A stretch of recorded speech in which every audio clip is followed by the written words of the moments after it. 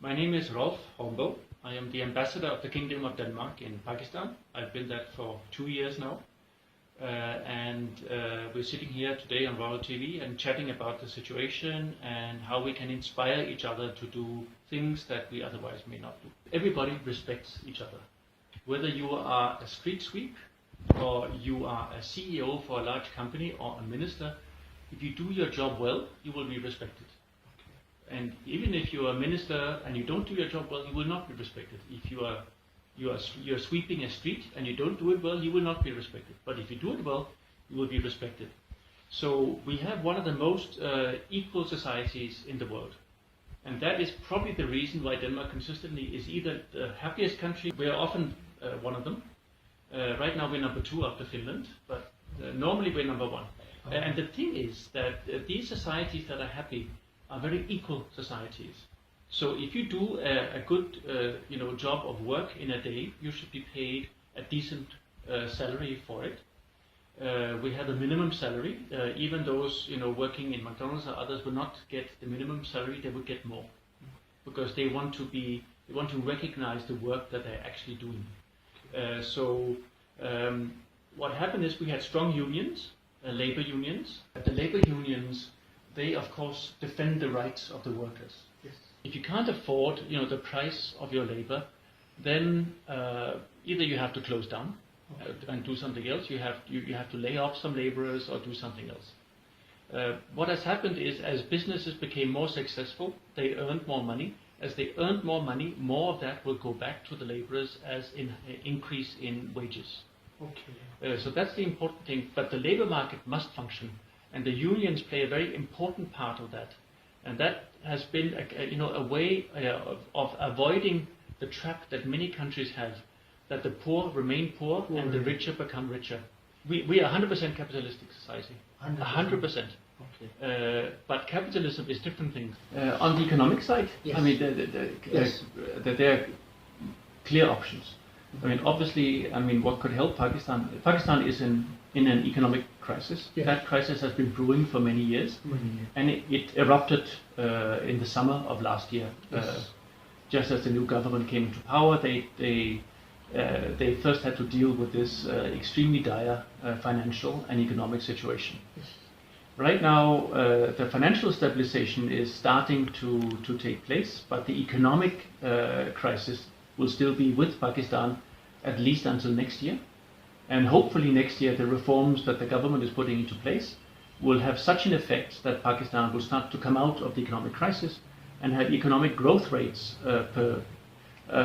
which is the gross domestic product. I mean, the growth rates in the value of full value of Pakistan would grow not at the 2.4 that is expected for this year, which is not enough for Pakistan.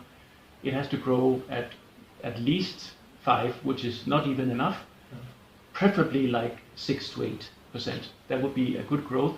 That would mean that Pakistan, because there's still a very high population increase. So if you have economic growth like this, and you have a population increase like this, that means that the per capita income, the average income of every Pakistani remains the same. And you need the economy to be bigger than the population increase. The increase should preferably go down. The economic increase should go up.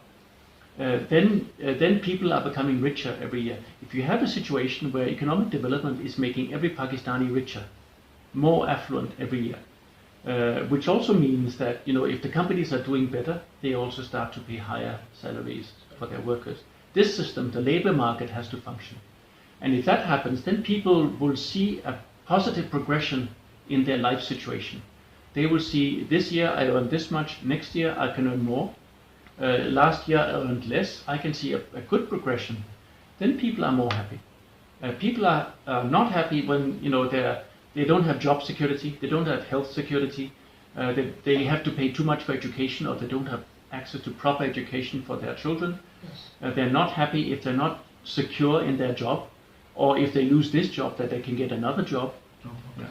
They're very strong. They make very good profit for their members. Okay. And basically it allows them to pay every year more in pensions to their members. Because I mean they're investing the money on behalf of the members and actually getting good dividends from it. Of course. Yeah. So that's understand. If you invest and you pay every month something and you don't get your pension, then it's very understandable that people are angry. But in Denmark that doesn't happen. We haven't had a case of a pension. No, we sort of. I mean, obviously we were hit by the economic downturn globally, basically exporting less, so that hits us. But we did not have the structural, troubles that other societies did have. We had a healthy economy. We had a healthy economic system, so we sort of rode a little more easy through the crisis compared to a number of countries that went into deep crisis. And then if you earn a little, you pay a little tax. As you earn more, your tax percentage becomes higher, and you pay more tax, and you end up 50 something. But if you add things up, it's 60, close to 70 for some. Just like in France. Which is I don't know exact what the percentages are in France, but they are probably comparable. But Northern Europe generally has been more taxed. But what you also get for it is that you have free healthcare. I mean, from social structure is very strong. Everything is free. I mean, the most complex and expensive treatment is free. Going to the doctor is free. You pay for your medicine, but if it's very expensive medicine, you get support for it. You also have free education. So education. Year 16 or year 20? No. Full. And it's all measured on merit. So you have to go to school, obviously. It's the same curricula. You cannot have a different curricula. Otherwise, you would have systems that do not function for society. And it has to bring people. Society has to bring people together, not bring them apart. And the population, I see that. Yeah. Let me just. Because I just want to tell you. Because this is a strange fact that you may not know, but if you qualify for university, which is only on merit, then the government will give you a stipend of $1,000 per month to live for. And that is to make sure that people, young boys and girls coming from the poorest families can afford to go to university just as much as people from rich families. So that's the idea, to equalize the opportunities of everybody to accessing even university education. But we are thinking about the 30 hours, and the reason for that is that artificial intelligence and robotics is taking over many of the manual labor processes. So we need to think of a completely different way of how people earn money in the future.